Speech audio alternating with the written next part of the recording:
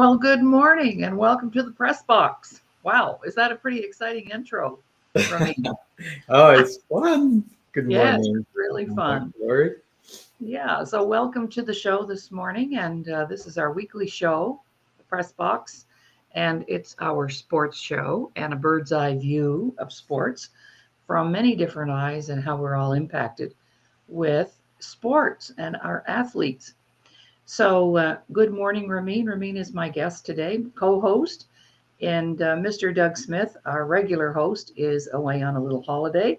So I invited Ramin to come in, and he and I have been show hosts together on more than one occasion, and we're used to working together. But he also has some really good insight on finance and athletes and money matters. Good morning, Ramin. How are things in beautiful Southern California this morning? Oh, good morning. It's wonderful to be here. I got big shoes to fill. We missed Doug, so I hope he's enjoying himself. And yes, it's sunny in Southern California, but it's very windy. So we got Oh, the Santa Ana wind. But I can't complain. So it happens when you know, right, the right, beaches and all is good. So. right. Well, this morning we thought we would talk about because finance is your area of expertise, and you've also you're very have been very and are heavily involved in soccer, played soccer, coached soccer, managed soccer players, and so you have all the insights that are necessary for us to have our discussion today, because you're coming at it from a different direction. So let's talk a little bit about your soccer history. I'd love to hear a little more about that, how you got started in soccer, and then what makes you so passionate about the game. Oh, thank you so much. Yes, I started playing when I was about 5 years old, and I watched World Cup. It was 1966 World Cup, and after that, I just fell in love. This was a time, there was Pele, and then it was England's World Cup, and then for I would say past 56 years, I've been a Manchester City fan, and I've suffered a lot, but lately we're doing excellent. I'm so proud of them. So, and yeah, but even now I still play. I coached. I played a little semi-pro, but I mainly played at school, college, and then I also coached soccer from 3 year olds to college. So it's my therapy actually. So and I Yes. was fortunate that I was involved. I mixed my passion of the sports with my career. When I went to medical school to become a surgeon, ended up an actuary, which is a statistician, computer programming, but my career ended up in finance. And here we are. I started uh, in doing investments, and then naturally I went to some of my friends who were soccer players, and the rest is history. Ended up mostly working with soccer professionals, mostly in UK, in England, in Ireland. So that's Hmm. uh, that's like it's 39 years ago, and here we are. So Wow. And you, part of what you did was you managed portfolios, am I correct? For correct. So I soccer. manage their investment. So those days they were making a lot of money. I mean, this is like in 1993, 94, the most expensive weekly they would get paid weekly was a Colombian player played for Newcastle was Asprella, and he made 25,000 pounds a week, and that was a lot. Nowadays, you're talking about 500,000 pounds a week, or almost $650,000 a week. So, but yes, they were very concerned about their future. A lot of them were like coaches and professional players. So yeah, naturally, I went that route. But so I was taking care of their finances and Hmm. manage their investments. Yeah. Hmm. All right. Well, we're going to have a chat today about professional athletes and their money and money matters and what can happen and what happens. And we hear stories of people making, well, not just athletes, but celebrities as well, making lots of money. And then, you're reading about them 5 years later and they're working a regular job, maybe even flipping burgers at, the local fast food chain. And so let's have you share some of the challenges that they face maybe on the front end when they're making all of this money. And Doug has shared his own story, which I'm sure we're allowed to share as well, because he has shared that. But as a young 18-year-old, all of a sudden you have all this money in the bank and you don't even know where to start. And you go and do foolish things with it, right? So over to you. Let's talk a little bit about that. What happens, or why? Right. Bank. It's interesting. It's not only, that's correctly mentioned, sports. A lot of celebrities, whether in music or acting, it happens quite often. And it's really shocking when you think back and like you just said, they make so much money, and yet many of them file for bankruptcies. Just as a whole, the celebrities, when you think about like Willie Nelson, Pamela Anderson, Michael Jackson, with Courtney Love, 50 Cent. I mean, these are the people that you would think, my God, they made it. And then when it comes to sports, my first encounter with bankruptcy athletes was, in 1970s. Bjorn Borg was my hero in tennis, the Swedish tennis player, and he was the most successful player, and he made so much money. And then he filed for bankruptcy, and I could not understand it. So you have players like in tennis. Then we look at in soccer, we have like Georgie Best, which was single-handedly changed soccer in England. And of course, the biggest one, when you think about it, is Mike Tyson. Mike Tyson had made $400 million, and in 2003 he filed for bankruptcy. Why? What happens with these athletes? How does that happen? And uh, so I have some ideas. I work with them, so I know some of the things. I've had, like with Doug's story, 18-year-old NBA draftee that had no clue. All of a sudden, from humble beginning, now he's getting a $10 million contract. Well, that's shocking. So I've worked with some players that in the UK, that for the first time they go to the biggest club. Like one of them joined Manchester United, for instance. But really, the mentality was, I've never seen this much money in my life. So there's two types. Some people just become very conservative. The other ones become really a child. And I think you asked me a question, what happens is a lot of these athletes, they have a very humble beginning, and they've really had it so hard that when they get to the stage, from their parents, they never really became a child. They never had toys. They never had anything that. So they get to the stage, they want to live their childhood. Oh, And wow. that's why they buy these toys. And these are silly things. They hang a clock from, I don't know, their neck, and then they buy gold bathtub or whatever. It's just because they never had toys. And the other thing is, they've heard so many times that they will not succeed, or they're not good enough, that a lot of times they self-sabotage and they don't feel they're deserving. So those are, I think, some of the root causes, if I share with that. And then they like the big causes when it comes to why all that money is gone. So but that's just as an opening. When you think about it, I think the two things are that self-worth, self-sabotage, and also life that is not hasn't been very easy for them. Right. Well, one of the one of the people that I think about, and of course this is of late because of we did Prince Fleet Easton and I did a show on the Elvis movie. We do a show that we call Movie Review, and Elvis was also one of those people, and so perhaps management, trusting the wrong people. Yes. How does that play into that? Well, I give you some. So if I rank the causes, we start, believe it or not, most of this wealth goes away it's not 100% ranked number, but it's top there, is divorce. Oh, wow. They marry their like sweetheart from high school, or then Okay. they find out, oh, they can party and they can do this, and things don't go right. You know how it is. You know, they're traveling all the time, all the attention that they get.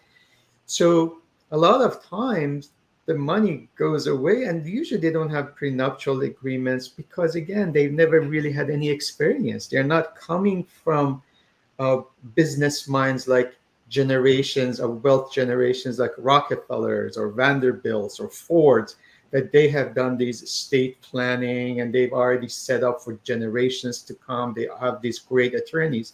Here's a young man or young woman comes to, most of the time it's the men who file for bankruptcy. They come to this money and they don't know, they, like you said, they don't have the right advisors, and they make silly mistakes. So divorce is one huge one. The second one is taxes. Again, they don't have any knowledge, and based on my experience working with them, it's not that they mean uh, wrongly in the sense that they want to take advantage. They just don't know. So it's education and ignorance, and they don't have the right people around them. They suggest them, oh, don't worry about it. We have this, I don't know, the offshore account. You can do this or you can do this. They get advices from everywhere, watch YouTube. So they never really had a good advice. So taxes come and hunt them. So that's another thing that, you will see a lot of celebrities go through that because they make so much money, but they think they can get away with it because, they don't think too much of it. So that's the second one. The other thing is success brings obviously some not so many uh, uh, good people in your life, and lawsuits can happen, a mistake you make and something like that also could be a big cause of, again, as far as losing that wealth and filing for bankruptcy. And the other part is, I just mentioned about, buying toys. It's that out of control spending, because here I'm making millions. And I never forget, I watched Michael Jackson in he was in, I think it was in Bellagio in Las Vegas. And he just walked into this gallery and he goes, well, I want this and I want that and I want that and I want that. And the bill was like about a couple of $1 million by the time he left. So there is no comprehension about, what you have and what you can spend. So because they just like it, they think they're going to make it. So that's another one. The other reason is unwise business decisions. A lot of them get into these businesses. They open this theme restaurant, for instance, because so and so said, oh, this will really work. Well, being in the restaurant business is tough enough. And just because you have the name doesn't mean you're going to succeed. It's all about the business knack and understanding the business. So some people have been very successful in the businesses, like Michael Jordan, Nolan Ryan. They've succeeded, but a lot of them, they just go with the moment. They say, oh, it's good to diversify. Well, that's a good word. We were diversify, but they don't realize they're getting into a lot of troubles. So the other part is, I call them a large number of hangers on, the hangers Oh, around you. yes. These people, it's like lottery winners, right? All of a sudden you have the fourth cousin of cousins or cousin shows up, and everybody thinks that, they deserve him because they've known you or they've known them. And that the pity and also the, unfortunately, in the beginning when you have a lot of money you don't mind, but after a while you really have to understand how to manage that. Again, with all those freedom comes abuses. So there's alcohol abuse, there's drug abuse, there's sexual abuse and sex abuse. So that's also is a catalyst for losing money. Um, the other reason, as you correctly mentioned, is when they have bad advice. They have bad advisors, even professionals, lawyers, agents. they misguide them. I've seen a lot of I worked with quite a few agents, and these are old days. Things have become a lot more professional. So I'm talking about 80s and 90s. And in the movies, if you watch some, these agents with this big cigar in this smoky room, no education, because they know someone, they're a family friend or a cousin. All of a sudden, they become an agent. They have no clue. So Right. they Right. make decisions. So. Cool. Well, we're just going to take a little quick break, and I'd like to just talk about our break after we take the break. Awesome.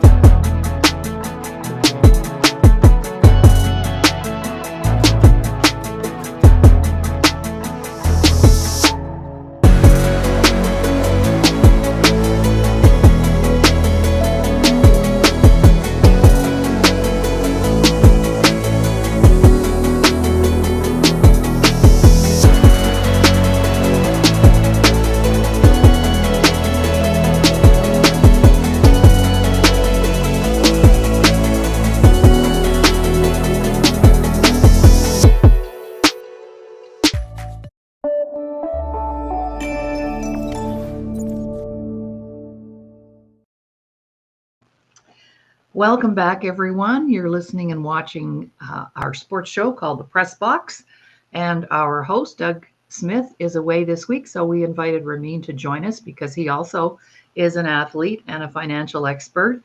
And we thought we would talk about athletes, celebrities, and money matters. We're streaming live right now on YouTube, Laurie Davis Show Host YouTube, Self-Worth the Missing Link Facebook page. And in a matter of a few minutes, we'll be up and running with the Disability Channel once we send them the file. So you'll be able to go into the Disability Channel, which is our mother network, and the show will be posted there forever and ever. And it will go far and wide to many places. The reason I take my little 30-second break is also, too, because we are looking to have 3 types of financial support. Number 1, donations, because the Disability Channel is a non-for-profit organization that supports veterans and disabled athletes, veterans who've been hurt and injured and who are athletically inclined. And we're just next February 2025, the Invictus Games, which are held every 2 years around the world, will be hosted in Canada, in British Columbia. So we're working diligently with that process as well. And we have lots of projects on the go.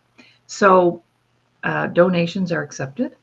Also, too, if you'd like to advertise your business, your product, your service, that can be done very reasonably during our breaks every 15 minutes. So please contact me. I'll put my contact info up there. And also long-term sponsorships. So maybe you're with a corporation that really loves to support veterans, athletes, the disabled, whatever. And you can support the show by sponsoring the show for a year, and you're featured and talked about every time we're on the air.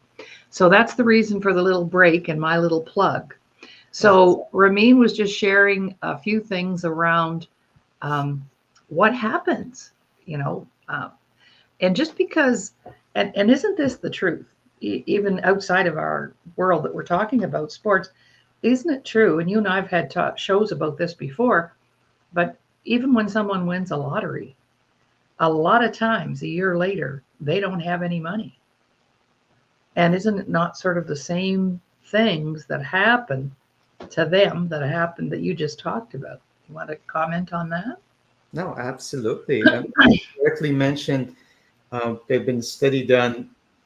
A majority, I would say over 80 to 85% of people who won the lottery within 3 years, they've lost it, or they've gone really a miserable life. I was fortunate in 1980s. I had 3 prospective clients and clients who became lottery winners. They were a young couple. There was a middle-aged couple of successful business owners and an elderly lady, and all three of them ended up the wrong way. The couple, uh, they were engaged. The girl committed suicide within 6 months, and then and uh, the fiance followed that. And the couple who had a great business, they had won 7 million, and they ended up in divorce, alcoholism. They had one beautiful child, and then the lady who was in her 80s, she had won, um, and everybody from everywhere just showed up, and she decided life is not worth it, and she died naturally. But so it is, money is important, but it is a tool, and unfortunately it becomes the life of many people from outside, and they thought, just having money is brings a happiness. It's the usage of how do we use it, that's the key. And that brings me to the attitude. I just share a story that some of the athletes and also celebrities that I worked with, they, as I mentioned, they had a humble beginning, and then they are come to this money. One of the celebrities I flew in to do a financial plan uh, received 8.7 million or so. And once we did the financial plan, what happened was it he loved it. We had great future, like investment for the future and all that. But at that moment, his joy was knowing that in his bank account, there's over 8 million sitting there. Just knowing that, that was good enough for him. He didn't care if he made 100% of his money. I've had that with some of the soccer players when they get a big contract. So it's that, again, that aha moment and saying, oh my God, I made this. So they actually wiser people. Those people that I work with, they've become very successful now because they kept their humility and they didn't go extravagant. So continuing, talking about extravagant, again, because of, we talked about the toys and other things, the expectations, they come up with large and extravagant monthly expenses. They buy a mansion, which requires a lot of attention. They buy all these cars, which, with the insurance and maintenance and all that. So they all come with it. And they cannot keep up with it because they have to continuously really work at it. And with athletes, the life expectancy of the athlete as far as the career goes is very short. Unfortunately, a lot of them think short term. They think, well, it's going to happen, but like anything else, again in entertainment business, it is very limited. So they have to really make wise decisions. Uh, the other part would be, like you correctly mentioned, the poor financial advice. As I mentioned, the cousin who maybe sells insurance, for instance, all of a sudden becomes their financial advisor, and here is a 18, 19-year-old who comes to $10 million, for instance, says, oh, what are we going to do? And they give them advice. They themselves haven't done anything. So that's a big culprit for the failure. Um, Not again, I would say the education, which is general about money management and budgeting. Not many people have had that education. So imagine if you cannot manage 100,000, how are you going to manage 100 million? Um, Also, again, they think they are invincible. So Oh, yeah. they think it's going to continue. I'm going to come back, and it happens with a lot of like um, one-hit wonders, in Right. entertainment or even in the sports. They're great. They get picked, first, second draft, and then they fizzle out. And all of a sudden, all the planning that they had done, it goes away. As I mentioned, they think short term and forget about that you have to plan long term. And we are living a lot longer than we used to. So, life has a lot of expectations, but also demand. The other thing is they think that they can rebuild their career. So they're in a wish. So once they lose that money, they think, well, I'm gonna come back. This is gonna happen. So basically, they live on that wish that they will be rebuilding. But unfortunately, especially with athletes, there's a lot of demand physically, mentally, emotionally, the surroundings. So it is very difficult sometimes when you're down to come back. I mean, I have to give credit to like Mike Tyson in a sense. I mean, he's gone through a lot. I mean, and Georgie Best is a good example. He was, my God, as I mentioned, Georgie Best was single-handedly brought the soccer in the United States. He was this charismatic, handsome young man, and as you know, soccer would play on Sundays, and all the wives will be up in arms because the husband will sit and watch soccer. They will ignore them. And Georgie Best came to Manchester United and was a fantastic player. And he was so handsome, and he was a playboy. And women, they decided to stay at home and watch the games. And all of a sudden, soccer became so popular, professional soccer in England, it brought the families together because of one man. Wow. Unfortunately, again, the things that we talked about, abuse of alcohol, women, he was, he came so much talent, but a very sad life. He actually played in the United States. He came and played in the United States as well. But he died young, and unfortunately, there are some other athletes who have followed his footsteps. And as a matter of fact, one of the athletes that Ryan Giggs was supposed to be the next Georgie Best, and he played for Manchester United. He's a Welsh, great soccer player. His coach was my client, and we almost got his account working with him. And Georgie Best went to him and said, "Listen, don't do what I did."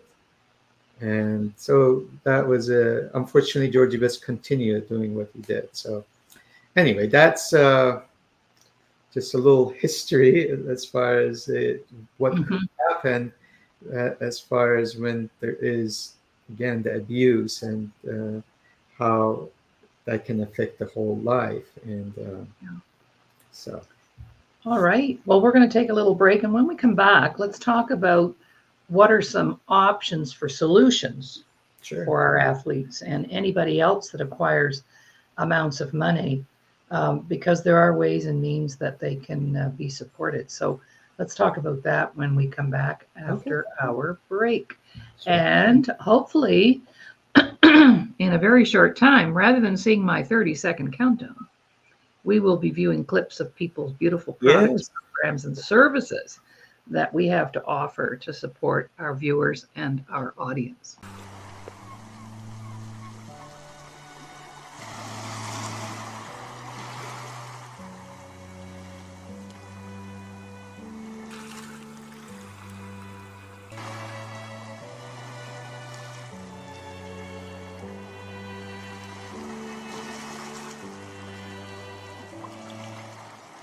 Thank you for watching Good Thoughts. Please do subscribe, like, comment, and donate to our Patreon page. You're watching the Disability Channel. We'll see you next time. Welcome back, everybody, to the Press Box, broadcasting to you from the Disability Channel from Toronto, Canada. And we're excited today to have Ramin Modiri with us in filling in for our host, Doug Smith, who's on a holiday, and who I said, "Could I please carry your bags?" And he said, "No." He turned me down because he's taking his whole family. Oh my gosh. Anyway, Ramin and I have done lots of shows together, and so I invited him to join me today to talk about athletes and their money matters. And so in the first half of the show, we talked about why people run out of money, why they take their lottery and do crazy things, why we take that first paycheck from the NHL or the National Football League and blow it on a car or a house or something. So Over to you, Ramin, because there are ways for us to provide some options, some services. What do you think is the most important thing somebody needs to do when they're acquiring large amounts of money? What is the first thing they should do? That is a wonderful question. And as you mentioned earlier, correctly, it just doesn't apply for just the athletes or celebrities. It applies to a lot of people that they are succeeding in life, but as I mentioned, they kind of self-sabotage things. So I train traders and investors, hedge fund managers, and I talk to them. I like to see the pattern of their success. And I the first thing I tell them before the mechanics of things are you really have to know who you are. And it's a self-analysis. You have to know that you're worthy, you have a value. And it takes a long time because we got to go to our childhood, to our belief system, our attitudes towards money, what how we were brought up. So regardless of even our educational background, it's our mental and belief background. So rule number one is if these athletes came to me, rather than saying, okay, invest in here, I like to have their attitude because I could even manage it, but eventually they're going to sabotage it. I don't care. They will go against their advisors. The good news is, as far as the advisors go, especially in the United States, they've become a lot of corporations that they specialize in money management, and they actually go to school. There's a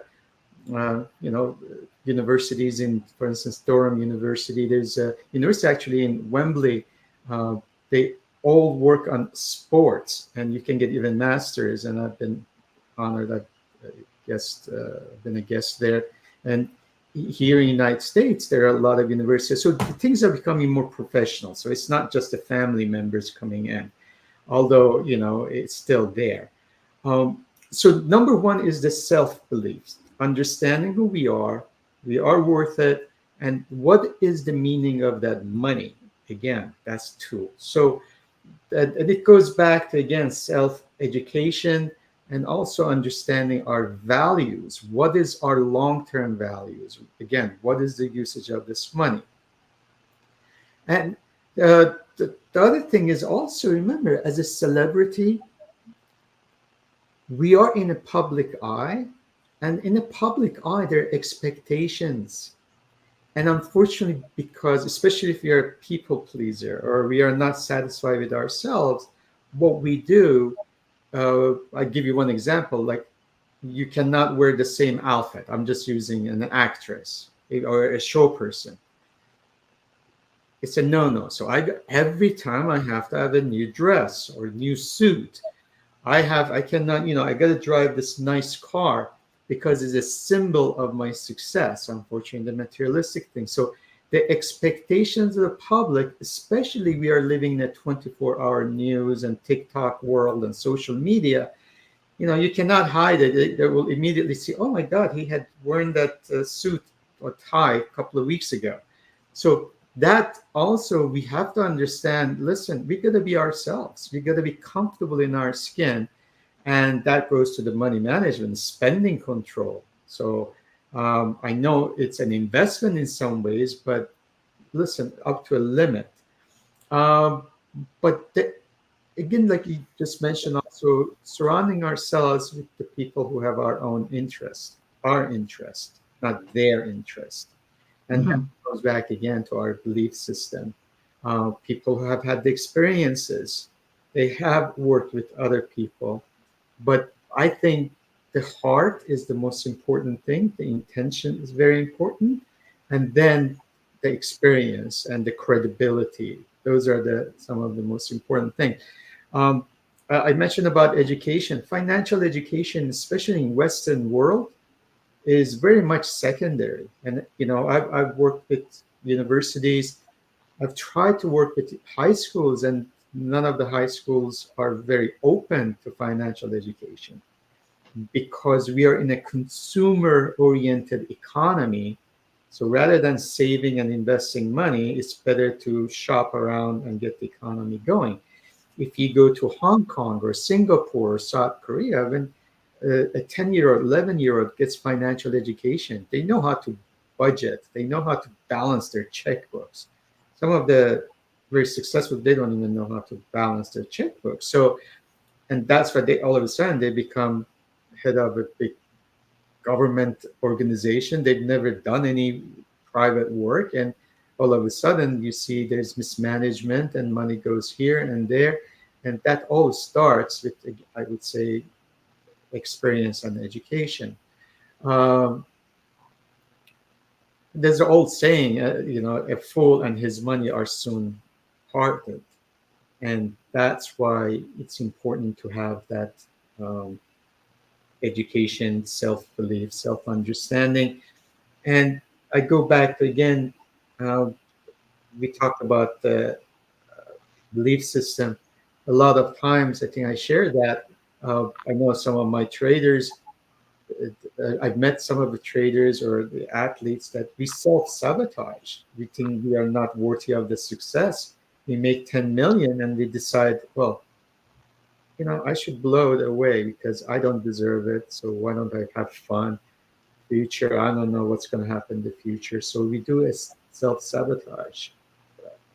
Is that helpful? Is that Yeah, that's right. And for myself, and I'll speak from the female perspective, when you talked about education, uh, I believe in women, there's this core belief that we're not capable of managing money. We're not capable of, if we do earn it, we're not capable of managing it because our financial education has been minimal, lesser than anybody else. I know in Canada, the largest poverty group is women over 50. So education is something that you believe in and I believe in. And so we actually have created, between the two of us, for the public to know, we have 100 workshops that we offer just in finance. So I just want to say that, put it out there, because that's another option. If we don't have the education, where do we go get it? We maybe don't want to have the credentials that you have because that's your area of expertise, but we just need to have that basic information to know how to and what to do with our money, whether it's a little bit or it becomes a big amount. Actually, I'm one of your students, so I'll say that. I'm one of yours. Yeah. So, I always ask people, so what did your mom teach you about money? And what did your dad teach you about money? And what did you learn about money in school? Well, the only thing I remember learning is the difference between a quarter, a dime, and a nickel. And that was our money education in my generation. So ignorance is bliss sometimes, but not knowing can get you into a lot of trouble. So we would encourage education right up there, right, Ramin? Absolutely. One thing about education, though, we have to separate it with the knowledge in the sense of access to the information. I think what happens, again, in investing world, for instance, we have access to so much information, the YouTube, and knowing a little is more dangerous than not knowing Yes. at all. And that has become very dangerous. And that's been a big culprit. So it's it's important to have the right foundation. You want to build that building on a very solid foundation. And again, it goes back to the intention of the person who's providing the information. Is it for their reason? Is it for your reason? Is it purely education? So it is very important the sources. Otherwise, my God, 6, 7-year-olds have so much access. They know things, they're entertaining. There's a lot of things out there. Um, but that doesn't mean that it is going to make them successful. And understand it actually makes them more confused. So it's better have the depth of the knowledge rather than the vastness of the knowledge. So Right. but that's a dangerous thing about even AI. Today we talk about artificial intelligence, and so Exactly. it's wonderful, but can be dangerous. But it doesn't have a heart. No. Well, the intention that we talk about, yes. Right.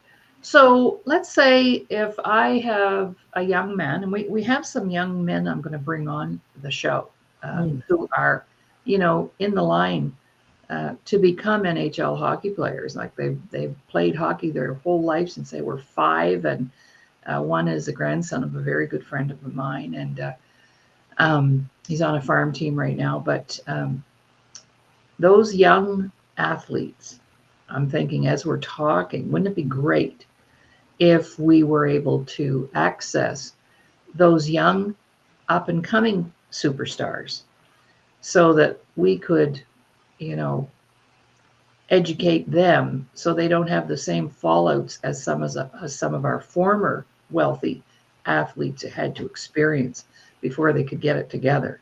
So, how would you feel about that? What do you think of that idea? Oh, that is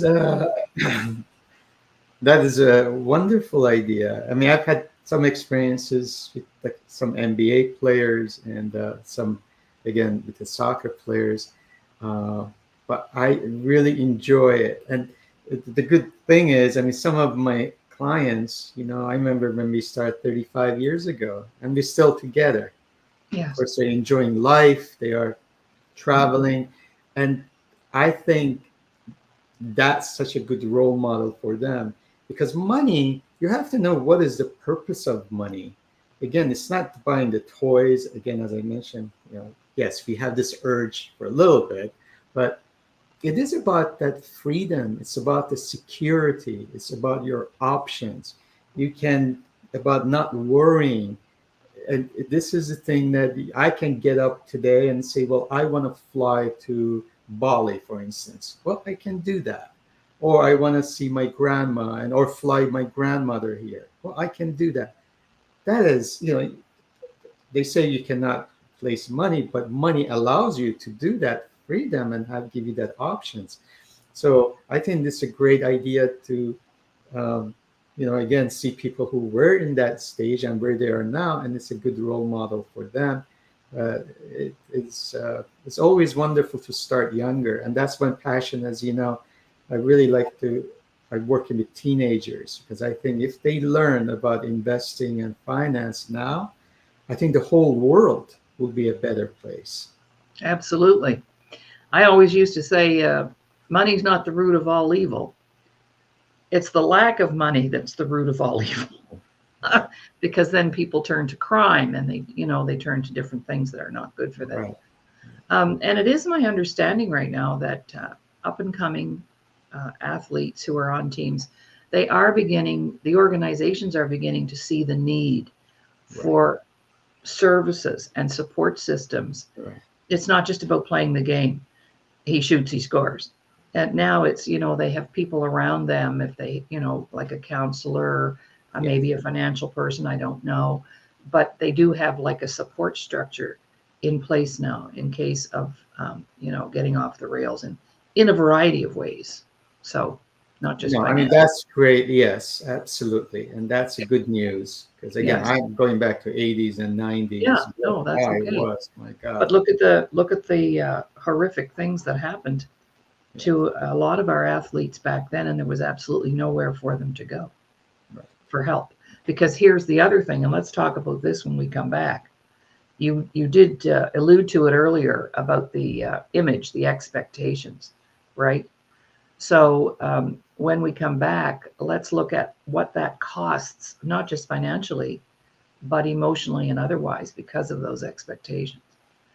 All right, my guest today, Ramin Modiri, and we're here to talk about athletes and money matters and filling in the boots for our host, Doug Smith, and broadcasting to you from the Disability Channel in Toronto, Canada. All right, we'll be right back. And this little clip is to remind you that we are a nonprofit organization and we're always open to donations, advertisers, and sponsors.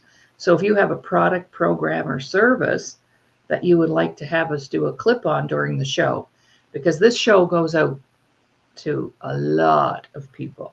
So it would be in your best interest to invest, I would say. This would be a good investment if you have a business.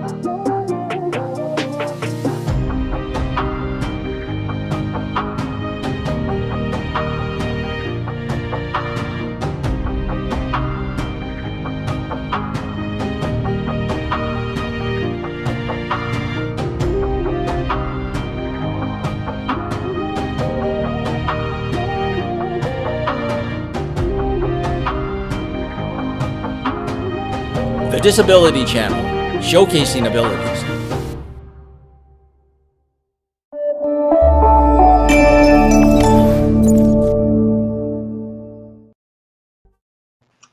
Welcome back, everyone, for the last segment of our show, The Press Box.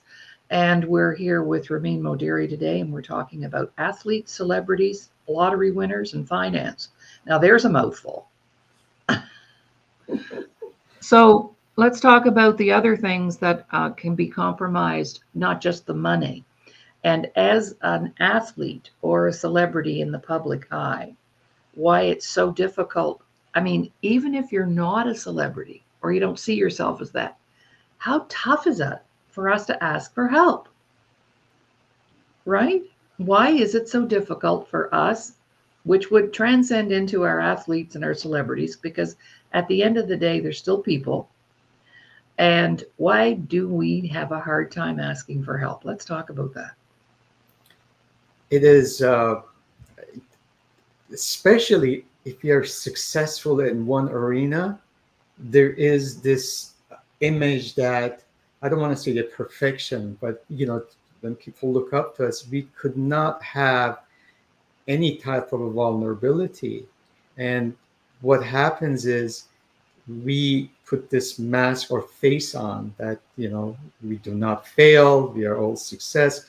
One of the things I think we've spoken in the past, the mistakes are made is like, when we think about intelligence, we always focus on like IQ. Somebody's, smart because it's math or science. Well, there's 7 different types of smartness or intelligence. So arts, being in arts, that's intelligence. Reading people, communication, relationship with people. We think about emotional connection, and that's EQ. But also sports, that's an intelligence. And some people have in one arena, but we've really put everything under one roof and just saying that,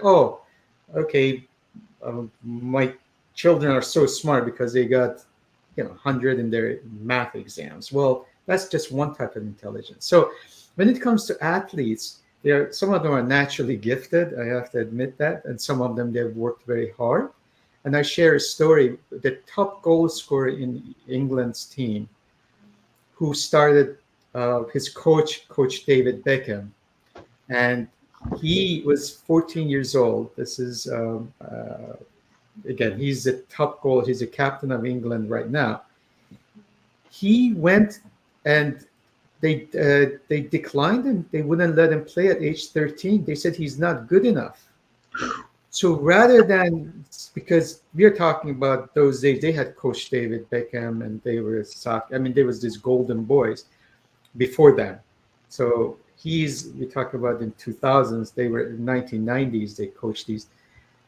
So instead of giving up, he went and worked hard, and now he's one of the greatest goal scorers ever. because but a lot of athletes also, they have this natural ability, so it comes to them. So they're given, so they cannot, again, accept the vulnerability. And they think anything they can do, it will be successful.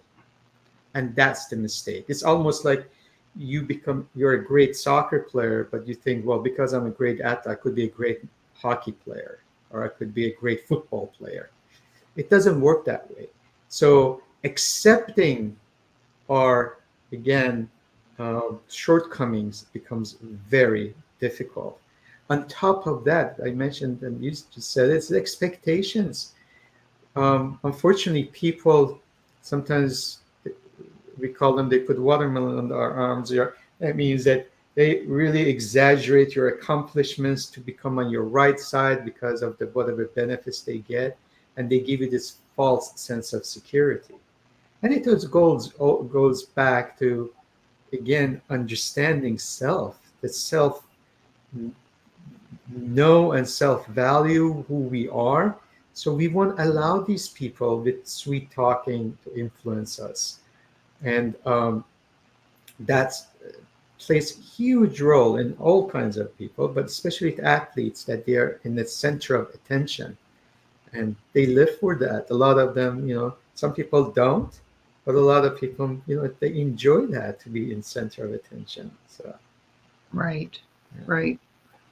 Well, I think for me and for us, to ask for help was difficult for me because I had this preconceived idea that I could do everything by myself. And if I couldn't, then I was not smart, or I was not creative, but I soon learned that you can't be good in all things. And so you can't do everything perfectly. And so I found it really difficult, especially in business, to ask for what I needed. And because then it made me feel like my business wasn't successful. Right. But you certainly don't get your business to a successful place without the help of others. We wouldn't be here today right now if it wasn't for Jay Stoyan, the owner of the Disability Channel. Mm-hmm. He thinks we should be here. And so he's been in the media business. I'm going to put a plug in for him for 25 years. And he built a platform, the Disability Channel, so that people like you and I would have access to get our messages out there. I wouldn't even know how to start to build that kind of a platform, but he's done it. And we're just stepping into it. And I feel very honored and privileged to have been invited to participate in the sports show. And now we'll be transcending into a daily broadcast because the channel does a daily show called The Today Show. So I'll be co-hosting with Jay on that. So I'm really excited about that. Awesome. I know, it's exciting. It's exciting. So any last words of wisdom to those athletes out there? If you're struggling financially, then maybe it's not even about the money. What do you think of that? Absolutely. I think it's a lot of reflection. The good news is, again, they can fix the problem. There are always solutions, especially in Western world. They have created the tools to do that. So don't give up. Don't, there is a way out. But the most important thing is, like you just mentioned, ask for help, and it's okay. But just make sure it's the right help. That's the key. Unfortunately, again, when we are desperate, we go to the wrong places, we do the wrong things, and we escape things. We think things are going to get better. No, we have to take action, and that's what it is. And it's okay to learn. I mean, you got to really educate yourself and get rid of all those wrong self beliefs that we've had. Mm-hmm. So I think that's the root of, in my opinion, in many things, including in relationships. Two people don't even know themselves, and they jump into a relationship. And now you got the third problem. Then you have family on top of that. It's like, okay, that's another whole show. That's another show. That's why I'm such a big believer in know thyself. Yes. Know so thyself. Yes. Very good. Well, our time is up. It's the fastest hour of the week. I can't believe it. So we're going to say goodbye for now, and we'll be back next Thursday. Doug will be back. Awesome. And we have a beautiful lineup of guests coming on board very quickly. And so we'll have you back, of course. I'd like to have you back as a guest when Doug is here, because this is a huge topic and it's a huge situation for many, many people. Finances, it creates a lot of stress. Right. So if you don't have any money, you're probably stressed out. And if you have tons of money, you're probably still stressed out. Because now you have a whole different set of problems. Right. All right. Well, I'm Dr. Laurie Davis signing off. And my guest, not my guest, my co-host, Ramin Modiri today, sharing his great news and great words of wisdom with us as well. So for this week, bye for now, and talk to you soon. Thank you.